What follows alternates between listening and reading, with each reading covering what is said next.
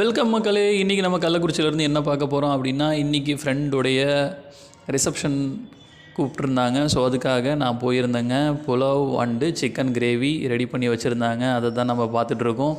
கிட்டத்தட்ட ஒரு 3-4 டபரா settle pulao ready பண்ணி வச்சுருந்தாங்க. ஒரு 2-3 டபரா செட்டில் சிக்கன் கிரேவி ரெடி பண்ணி வச்சுருந்தாங்க. மக்கள் எல்லாருமே வந்திருந்தாங்க. நிறைய பேர் கூட்டமாக இருந்தது. இப்போ அவங்களுக்கு பந்தி பரிமாறத்துக்காக புலாவை எடுத்துக்கிட்டு இருக்காங்க.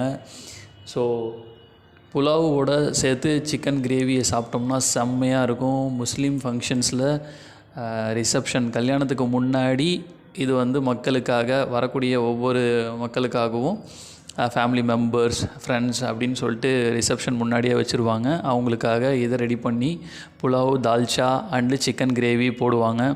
இப்போ இருக்க காலகட்டத்தில் முன்னாடியே ரிசப்ஷன் வைக்கிறதெல்லாம் கிடையாது. டைரெக்டாக மேரேஜ் மட்டும்தான். ஸோ இந்த ஃப்ரெண்டு ரிசப்ஷன் வச்சுருந்தான். அதுக்காக நான் போயிருந்தேன். சிக்கன் ப்ளஸ் புலாவ் செம்ம டேஸ்ட்டாக இருக்குங்க. செம்ம சூப்பராக இருக்கும். சாப்பிட்டு பார்த்துருந்தீங்கன்னா தெரிஞ்சிருக்கும். ஏதாவது பக்கத்தில் முஸ்லீம் ஃப்ரெண்ட் இருந்தான்னா மறக்காமல் இந்த மாதிரி ஃபங்க்ஷனுக்கு கூப்பிட்டா மறக்காமல் போயிடுங்க. செம்ம டேஸ்ட்டாக இருக்கும்.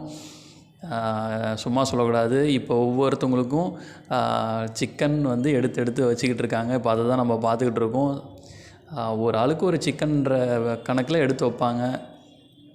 கிரேவிலாம் செம்ம டேஸ்ட்டாக இருக்குங்க. சாப்பிட்டிங்கன்னா செம்மையாக இருக்கும். அதோடு சேர்த்து ஸ்வீட்டும் வச்சுருந்தாங்க. ஸ்வீட்டு செம்ம டேஸ்ட்டுங்க. அதை தான் எடுத்து எடுத்து வச்சுக்கிட்டு இருக்காங்க. So pulao, chicken gravy and sweet இதெல்லாம் சாப்பிட்டிங்கன்னா செம்மையாக இருக்கும். மிஸ் பண்ணிடாதீங்க. Thank you so much. நன்றி, வணக்கம்.